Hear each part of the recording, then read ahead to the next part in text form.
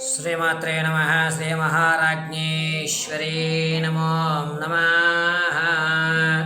ముక్తా విద్రుమహేమణేలధవలచ్ఛాయై ముఖే స్థిరక్షణై యుక్తా విందు నిబద్ధనరత్నమకుటాం తత్వార్థవర్ణాత్మికాం గాయత్రీం వరదాభయామహం కుశకశాం శుభ్రం కపాలాం గదాం శంఖం చక్రమధారవిందయుగలాం హస్తేర్వహం తీం భజే యో దేవ సవితాస్మాకం దియో ధర్మదిగోచరః ప్రారయేత్తస్యద్వర్గాస్తద్ధరైన్యం ఉపాస్మహే.